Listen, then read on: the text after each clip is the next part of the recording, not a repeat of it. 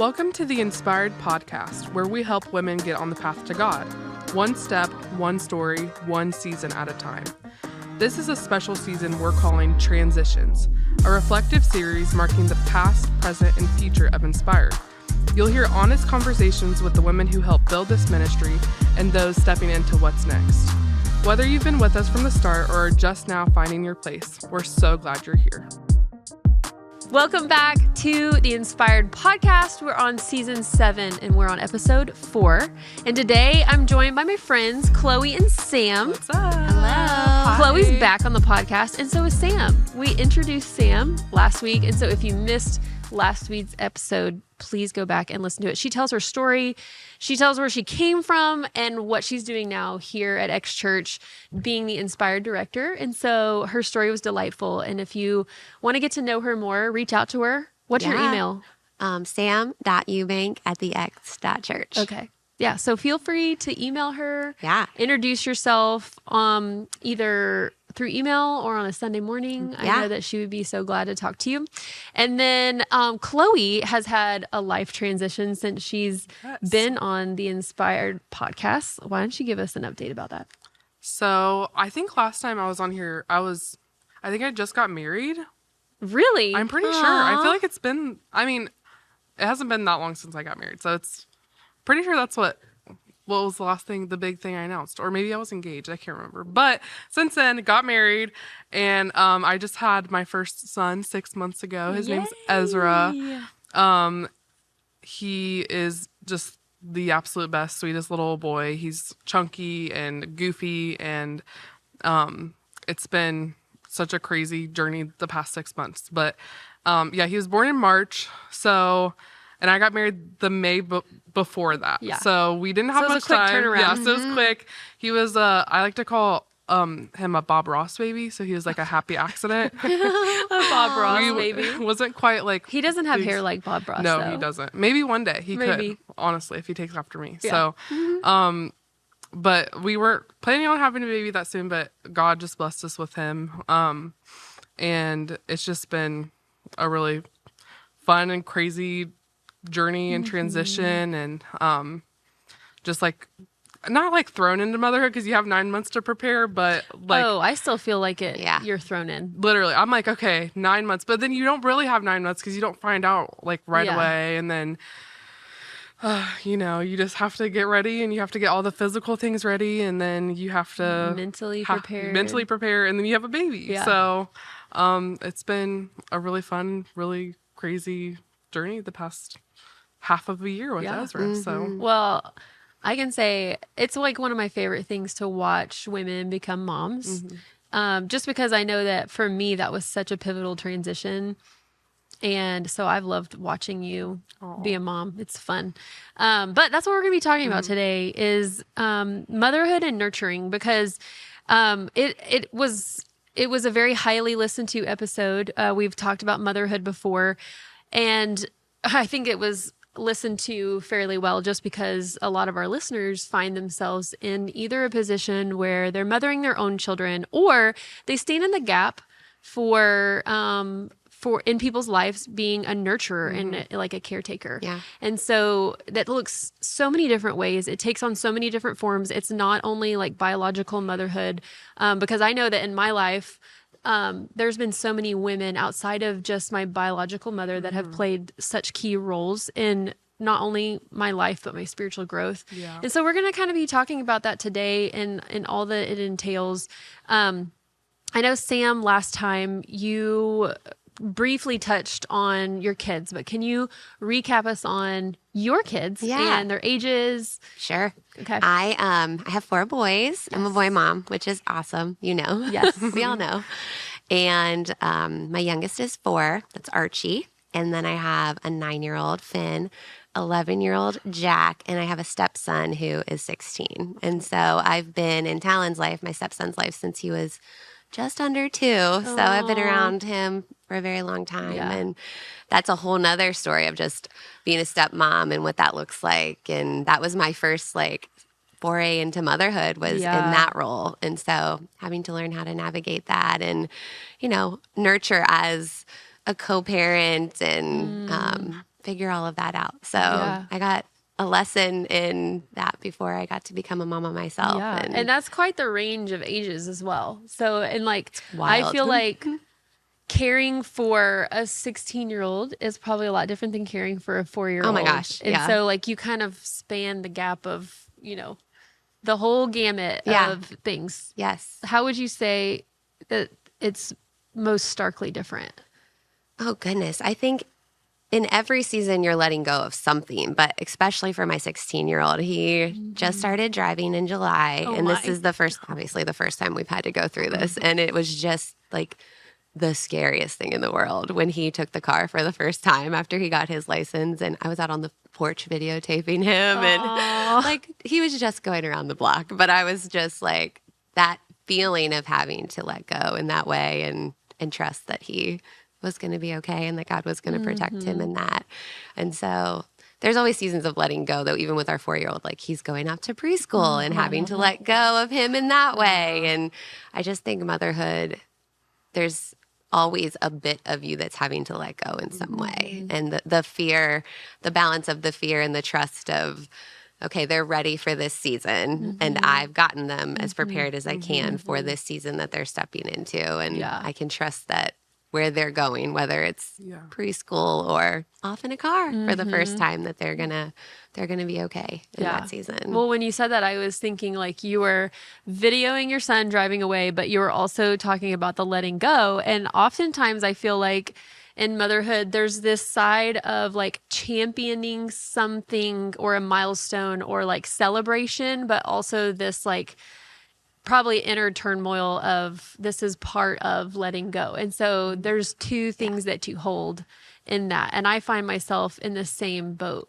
with that of, you know, we have 15-year-old and finding like, okay, he's growing up and he's going to have to do things by himself. And, you know, kind of even just down to, you know, not just the big things in life, like, okay, we're going to help him prepare to like think about what life will be like after he's out of our house, but also things like teaching him to do all the practical things. Like one day nobody's going to do your laundry, so you need to start doing that. And so I often find myself asking, what are some practical things that I can do that help long-term behavior and outcomes? And I feel like I'm always stuck right there. And I don't know if you experience this even with a 6-month-old, but I mean, like, does anything that we're saying resonate with you as having like a younger child? Yeah, I mean, I think like even the concept of nurturing, like it's for them to grow. Like you're caring for them for the purpose of growth. Yeah. And like the first 6 months of a child's life, it's like the absolute craziest rapid change. Like he went from being like a squishy little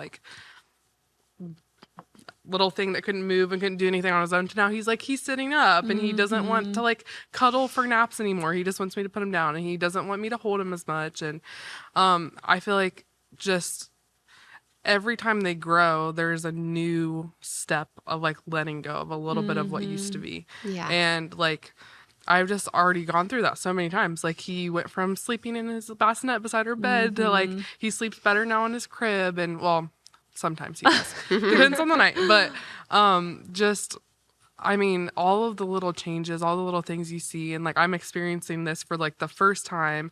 But I experienced that too. Like I cried the first time he slept in his room all night by himself. And I cried the first time I left him with my mom to come back to work. And it's just like all the slow things that I know are like great for him that are showing that he's growing and he's thriving. And like it does kind of like it just takes a part of like, oh, he used to be my little baby. And like we just moved him up classrooms back in the nursery because he can sit up now. And I was just like, how is he that big? But I definitely have felt that. And I'm probably like super on the emotional side when it comes to that because it's just like I just want to cherish every moment, but it goes by so fast. It does.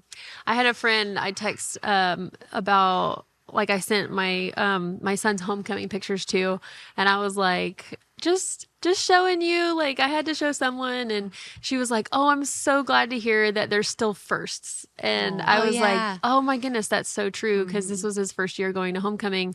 And you know, there's this feeling of like when they're little babies that like you get really emotional about all the things that they grow out of and then all their first. And I think I think that it happens their whole life. Like, Yeah. and I think that I'll be wowed by that every single time that they step into something new. But you're right. I love what you said about the end goal is the letting go so they can do life by themselves, which is so hard I know. for us to grasp because it's very sacrificial, which I think is another component to nurture. And there's so much sacrifice involved in letting go Yeah. and putting them in the care of someone else or something else or whatever. Yeah, I think part of nurturing too is like our desire to keep them safe because that's also inside of us as mothers. I think especially this like need to protect and keep our children safe. And there's something that feels hard, and not that they're unsafe when you let them go, but when I can't see you and when you're off doing your own thing or when you're growing up, like I'm having to balance that like need in me to protect and to keep you safe and control the situation. So I'm That's going to really throw hard. out a hot take because we're in a cultural moment where I have seen lots of people react and respond to cultural things that are happening. And I think I've seen in particular lots of parents respond to some of the troubling news that we have today. Like what, so let's talk about even with a 6-month-old, like there's a lot of, I don't know, there's a lot of fear, but there's also got to be a lot of trust. Yeah. So what does that practically look like? I mean, because I've had people reach out to me over the last couple of weeks of like, hey, like, how are your kids handling this? And, you know, I think it's always an interesting question because I think there's people all along the spectrum of like what they're going to do for their kids when you look out and you see, you know, quote unquote, scary world. Yeah. So what does that look like as a nurturer and a mother to guide your kids through a time like now? I think like what you said, Sam, like our instincts is to protect them. So I'm like, I'm just gonna keep Ezra home. He's never gonna go to school. He doesn't need to watch TV. He doesn't need to ever have a phone. Like he doesn't need to know any of this stuff because I'm seeing him as this little brown faced chubby baby that like is helpless and needs me to be there. But I think at the same time, like I want him to be strong and resilient. Like I don't want it to be like when he eventually does go out into the world, because everyone has to. Like I can't be here every day of his life to protect him. I want him to be able to like handle it both emotionally, physically, spiritually. And for me right now, that just looks like praying over him. Like I know God has designed him to be alive at the time that he is. Like he has equipped the generation that's rising up to handle the things that are going to come in our world. And just like he has in the past, like we have the strength and the tools that we need to go through the life that we're living. And like as long as we're staying with him, I know that God's just going to protect him. And it looks a lot different than like even like I'm Gen Z, so I grew up in kind of a crazy world, but like even compared to like what I grew up and what I faced as a child, it looks so different now. It does. And like I was telling Pastor Tim, I'm like, yeah, Ezra's probably gonna have like an AI robot classmate that looks like a human. Like there's gonna be so many things that he's gonna encounter that I don't have experience with, and I just have to trust, number one, that God is there for him and that he was born at the right time to be ready to live in this world that he's going to grow up in. And also I just have to give him the tools that I have and to give him some independence, give him strength through the small things. And it's hard, but at the same time, it's like nurturing is that holding both protection and like, I need you to grow. Like right now he hates tummy time. He doesn't want to roll over. He doesn't want to do that. He's like, no, I just want to sit here. Like if you make me do that, I'm going to scream. Like and it's like, I'm the same way right now. Cause I don't like to work out. Like I don't want to go on a treadmill and I don't want to do tummy time. abs. Like I don't want to do that. So like, I understand how he feels, but I'm like, wow, if he like learns this discipline now, if he learns like kind of to push himself physically, like how much more is it going to be easier for him when he does start a sport when he's older? He does.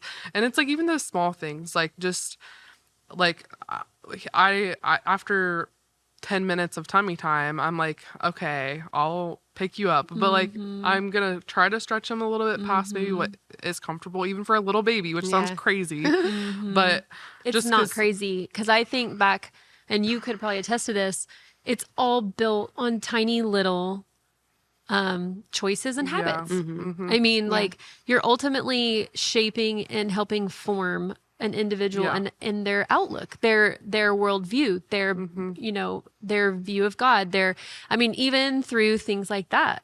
And I think what you're saying, it's so wise, because I don't know if I had that perspective really all there when I had a kid your age. I agree.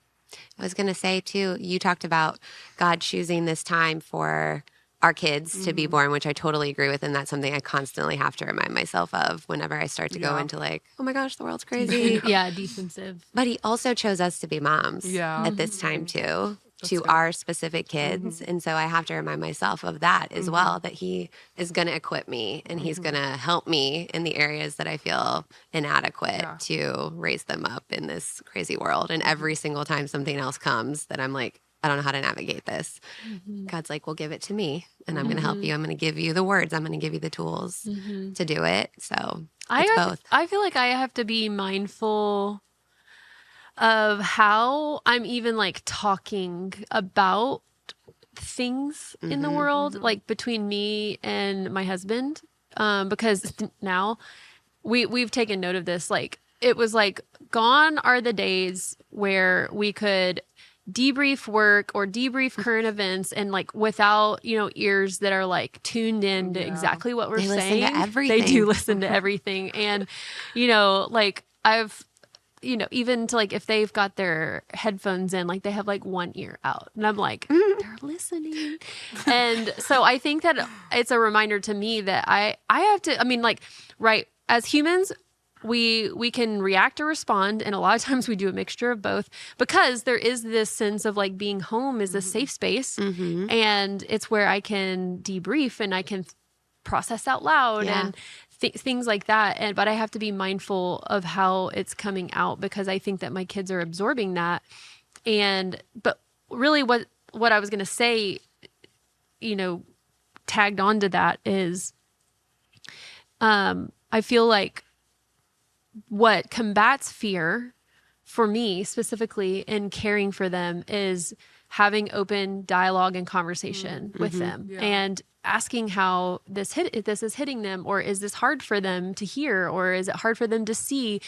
And, I think there's certain things like you said, you're also, appointed to be their parent at this time. And so you do get to make choices of, we're going to do this or we're not going to do this. And like in our home, like right now, they're not on social media. And so after, these past couple of weeks, I think that they haven't been exposed to the full length of things that maybe some people have, but they're still hearing about it. Like they hear about it at school, they hear about it with friends.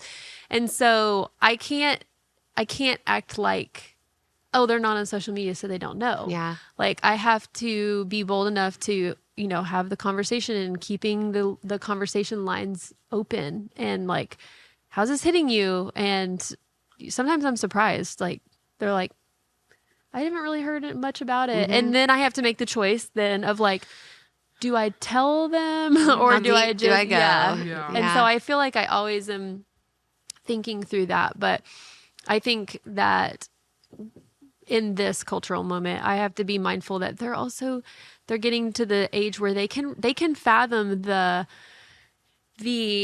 inner feelings of, this is hard, but how do I find hope? And I feel like that's my job as a mom right now, is we're going to talk through hard things, but we're also going to find the hope that's in it. Yeah. So I think sometimes we think protecting them is like helpful, preventing them from not experiencing any of that. Like, I just want to keep you in, even what you were joking about, Chloe. Like, I don't want you to ever go out, but actually I think protecting them is equipping them and having those conversations in a healthy and safe way so that they are able to go out and face the hard things that they're going to have to be confronted with. It's not actually protecting them, because like you said, they're going to hear about it or they're going to have to face something that they weren't prepared for because we tried to bubble them up. And, wrap them in bubble wrap and send them to school. But so all of this has me thinking, like, we're talking about nurturing, we're talking about motherhood. Like, what is, our role specifically as females in people's life? Let's talk about some of the things outside of like physicality and like the physical development of those who are under our care, but like where does like a spiritual, component come into this? And have you ever had people in your life? I mean, this speaks to discipleship and mentorship. Yeah. So, have you ever had people in your life that have played a role in this sense that have helped you grow and become more mature? Oh man, yeah. I've had so many people so God has placed so many people in my life at different times to be there just to, I mean, it is a form of nurturing, to be there to talk through life problems, to talk through what I'm going through in my life. I had a mentor with a group of my friends. She kind of talked with all of us for a few years, and like that season I learned so much about myself. I learned so much about God, so much about community, and like it was messy and beautiful and fun and sad and sometimes dramatic because we're a group of 18-year-old girls meeting together, but like just different people at different times, like I said, have just played a big role. And I think a lot of it is just having someone there to like guide you through something you never walked through before. And like I feel like through that learned a lot about nurturing other people. So I think having someone praying for you, having someone who just cares, having someone who like listens to what you're going through and knows that, okay, you're young and you're probably seeing this in a different way than what I would tell you, having some years on you, but just listening to how you're feeling and then giving you prayer, giving you advice, and giving you love through that.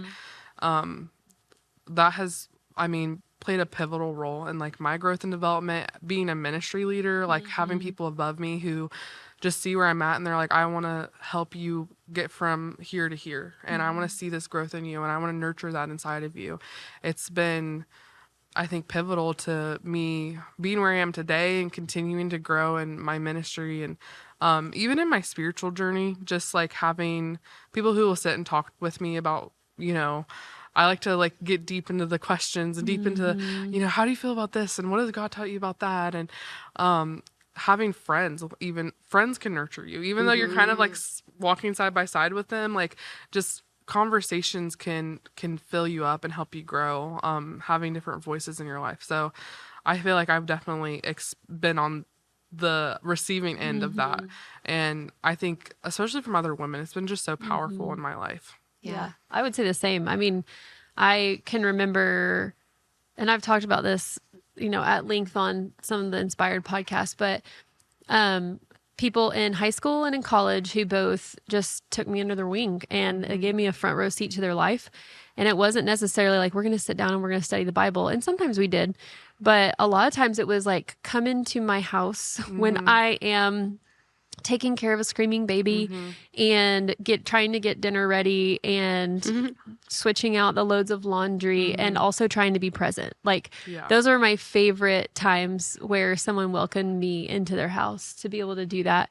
And I think in turn, like what you were saying is when you are cared for and when you're seen, you will care for others. Yeah. And sometimes, it's hard to receive. I think that it's easier to receive when we're younger, because I think as we grow older, we learn to put masks on and we learn to put armor on to kind of keep people at, arm's length. But I think that especially in those formative years, like having someone that sees you and cares for you, and a lot of times that happens to be not your parents. And that's what I'm praying for my kids. Like with our youth group, I love all of the adults who volunteer and serve. I'm always like, you're a saint, because these kids, they cray. But I know that has been a pivotal thing in my life. And so I'm always praying that for my kids. Like, give them a leader that they can confide in, to where they feel like really awkward bringing this up to mom and dad. Like, give them a leader who sees them and points them to Jesus. Yeah.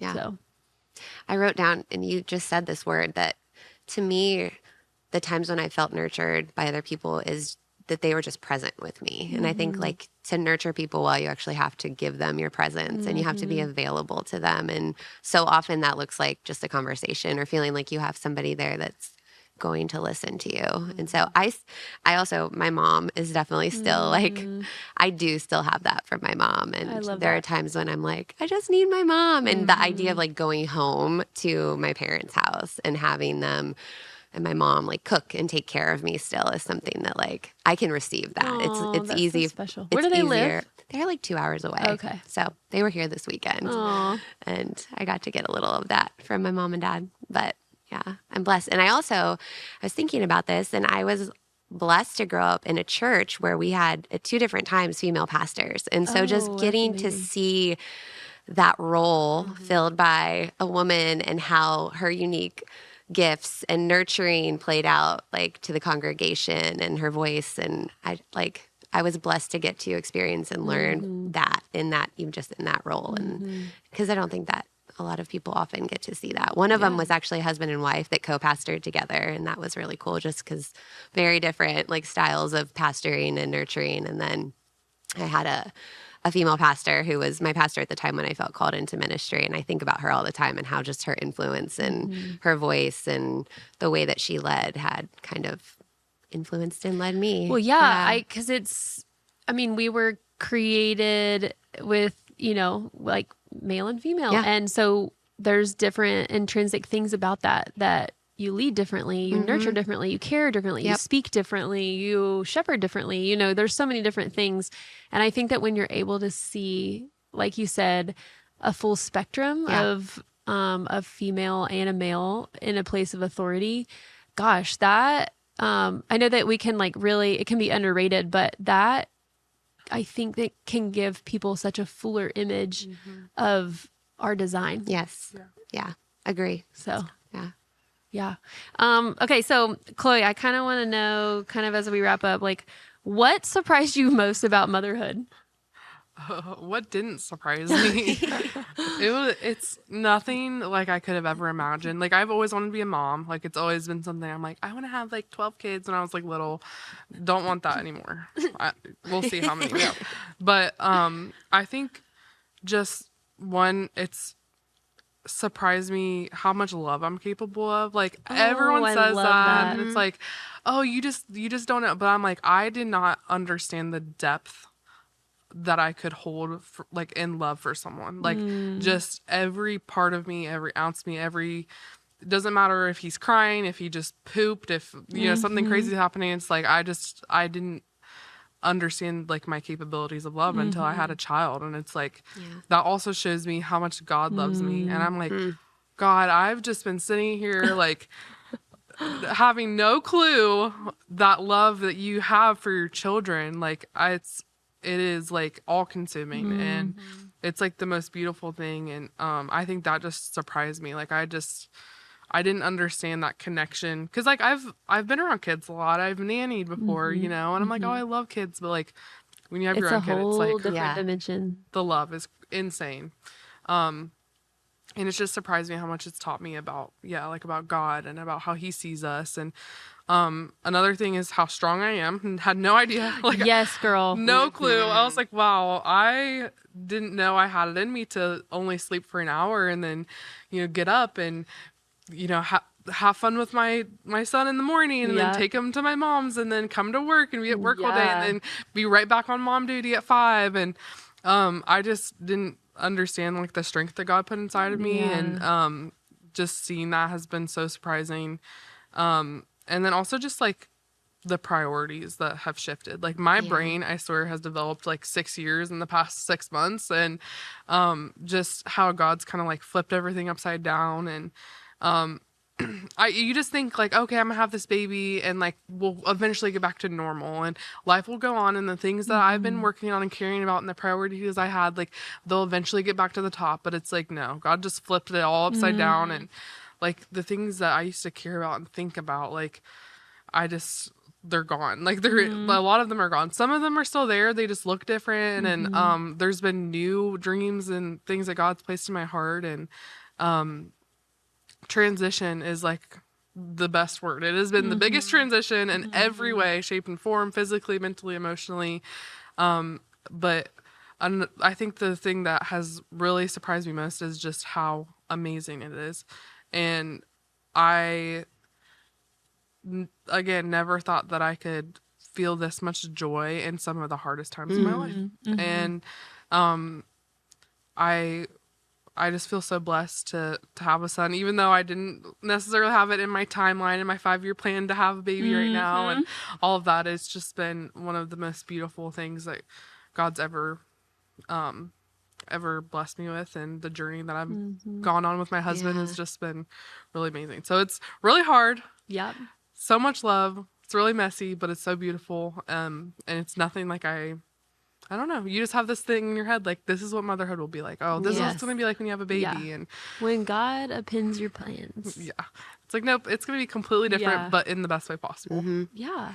And it also gives you a new appreciation for, like, when someone says, like, God knows best. You don't really know until you know. Yeah. And it's like, oh, okay, I'm seeing how, even when things don't make sense, like financially, and we still live in an apartment, and like, we don't have all of the baby gadgets and all of the different things that everyone says you have to have. And like, we just kind of make ends meet. And, but like, just the dependency that I have to have on the Lord. Nail on the head.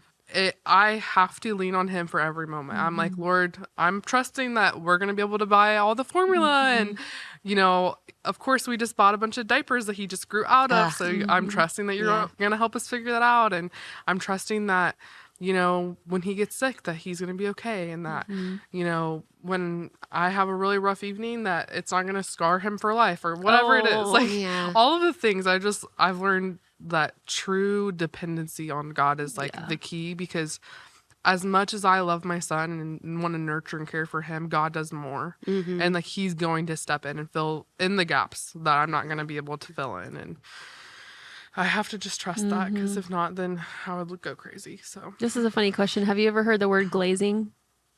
I don't know what glazing means. Come on, Chloe, you're younger than me. I think I've heard it. Is that when you're like hyping someone up? Yeah. Kind of? Yes. Yeah. I was going to say, I've I'm going to glaze you, but you are so mature beyond your years. You are. I'm like learning. I'm like, yes, I need to remember. I need to take notes. Take notes. Yeah. That's the middle school, high school word that I hear all the time. Glaze. No, I never heard that. You haven't? I need to write it down. Yeah. Yeah, it is. It's when you hype someone up. But I was sitting here thinking, oh my gosh, she is wise beyond her years. Like I said earlier, I did not have the mindset that you had when I had a 6-month-old. I think I was sinking rather than swimming in some areas. But okay, so Sam, I want to know from you how is God shaping you in motherhood right now? Ooh. I think I'm in a season where I had to really.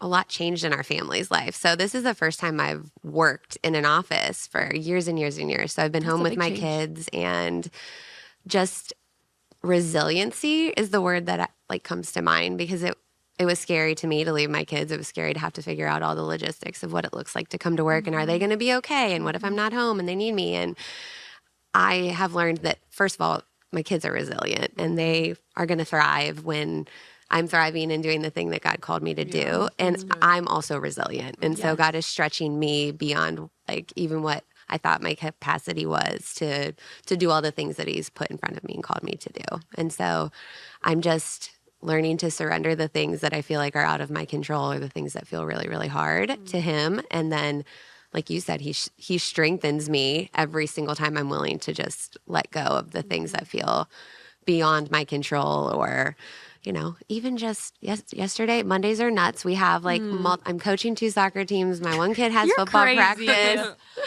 I'm coaching 4-year-olds in soccer, which is just hilarious. They're so cute. And I just was like, I really did have to say a little prayer on the soccer field.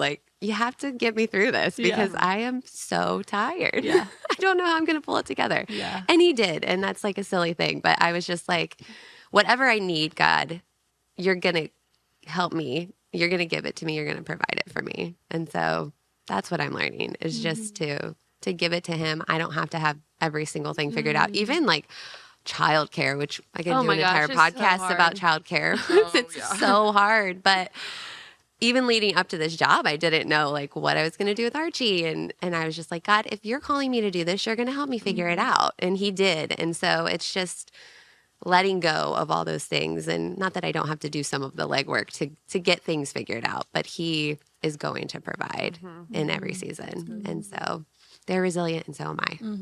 Yeah. I love that in motherhood, God has spoken to you and said, you're strong, and spoken to you, said you're resilient. I think that so many times it's those tiny little things that we're learning along the way that are building us up to be able to do what we were designed to do. Yeah.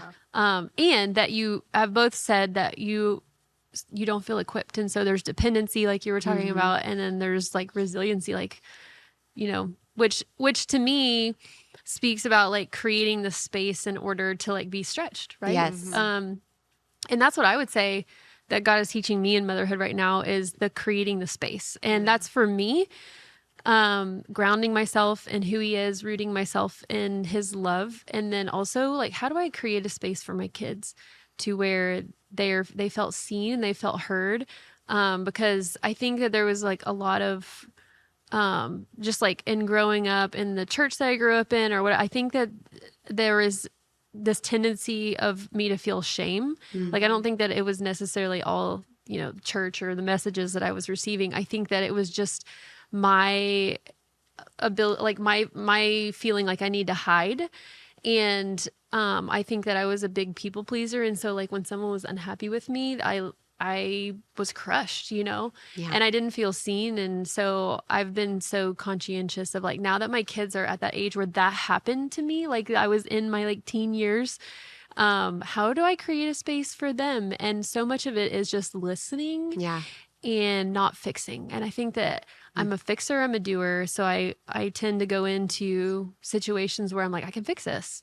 And God saying, you don't need to fix, you just need to listen. And so creating those spaces, because those spaces that I feel like he has seen me or met me, or I've been in a space like a community where they have met some of my emotional needs, I guess I'm like, so I need to then reciprocate that and create a space for my kids. And so I'm learning a lot about what that looks like and the patience that is required when you allow someone to explore their current state or emotion and not try to jump in and be like, well, you need to do this, or you should feel like this, or, That's so hard. It is. Especially for your kids, because you want to fix it all for them. Yeah. And so it's wise, but it's so hard. It is very hard because you have this feeling of like parents of like, you have this wisdom of like where I can see where this could be headed, and that's the fear part of like, what's a slippery slope.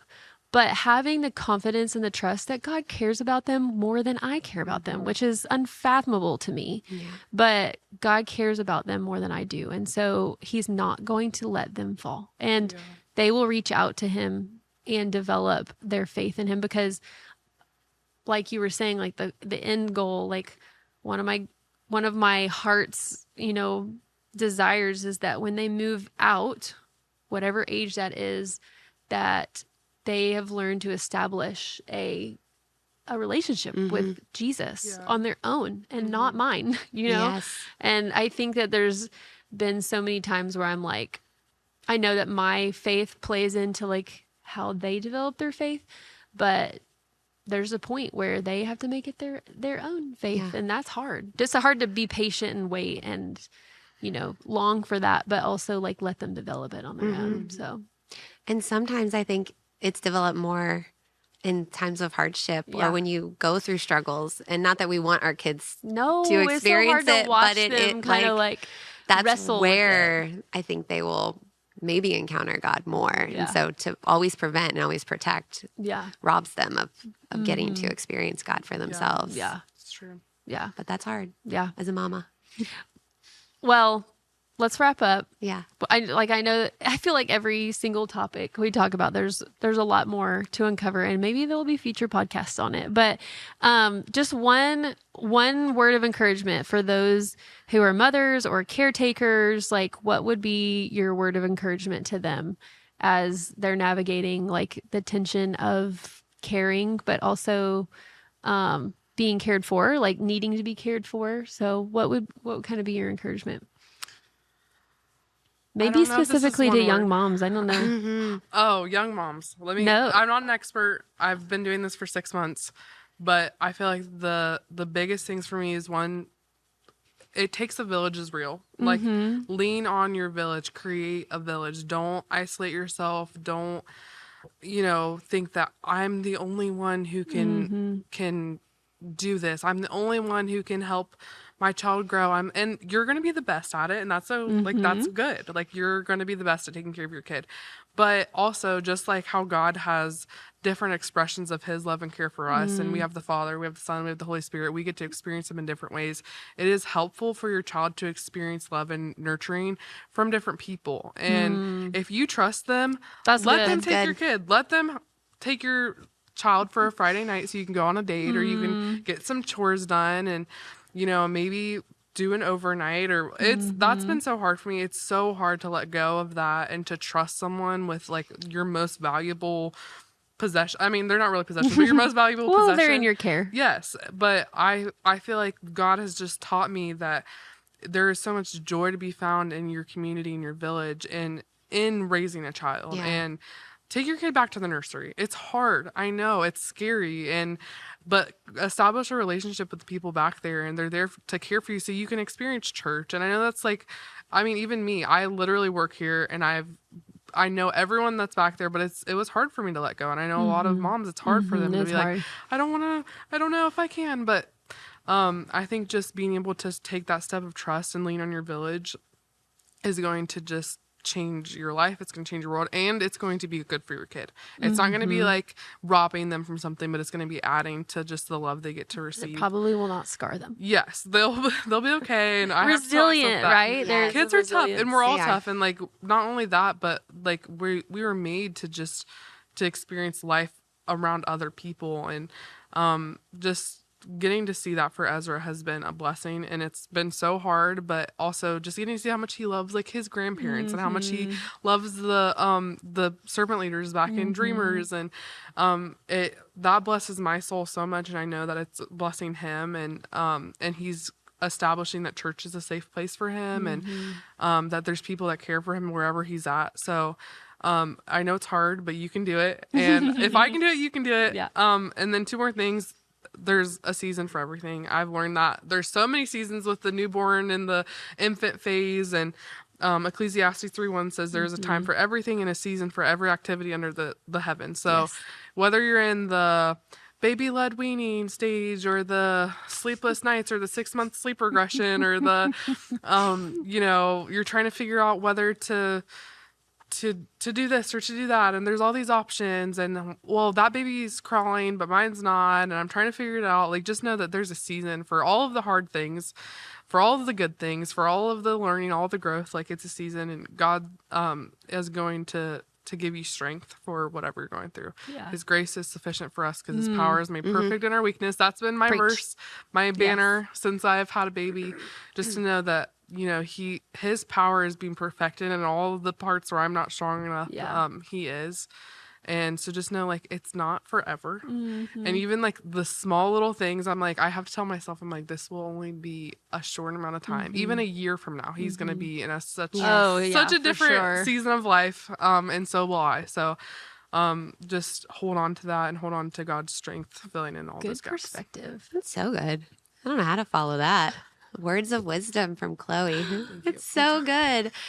I think as mothers and anybody who nurtures anybody, we have a tendency to want to give and pour out and almost deplete ourselves, at least I know. And so to be able to know how you can be refilled is really important. And so sometimes that looks like what you said, Chloe, knowing your people who are going to pour into you and fill you back up, taking time to let God do that for you too, I think, because I know when I get to the end of my rope, it's usually because I've just poured and poured and poured, and I haven't taken the time to like be filled back up. And so knowing personally what that looks like for you and taking the time to, or making space to do those things is really important as a mom. I was going to say the exact same thing. The words that came to mind were put your oxygen mask on first. I think, this is, we're wrapping up, but put your oxygen mask on first. So take care of yourself so that you can take care of others. And like you were talking about, like, how do you create a space for refilling? Like how do you practically refill with Jesus? And we're actually going to be talking about that the next episode.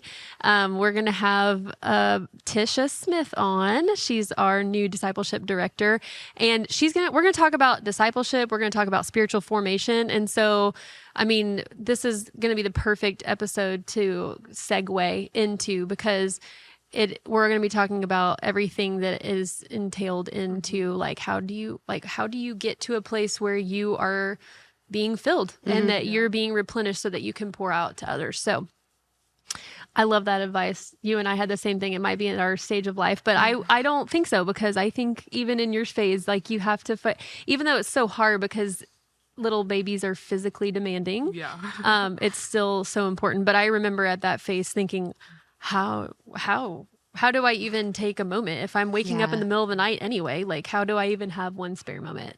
So it's hard. Like you said, you've reiterated several times. It's hard. It's messy. It's hard. And so is all of motherhood. And so is all of caretaking. But we hope that whatever was talked about at this table today, maybe take this conversation and take it to your own table. I know that there's so many women who could get together and be an encouragement to one another in this season, whether that's like you're taking care of your aging parents, or whether you're just taking care of your own kids, or you're taking care of someone else's kids at this moment. It's so important to refuel and also look to Jesus, who is a supplier of all things, like you just said. So thank you for tuning in to this episode. Like I said, come back next episode, because we're going to be wrapping up the season of transitions. Thanks for joining us for this episode of the Inspired Podcast. If something in today's conversation encouraged you, share it with a friend or reach out. We'd love to hear from you at inspired@thex.church.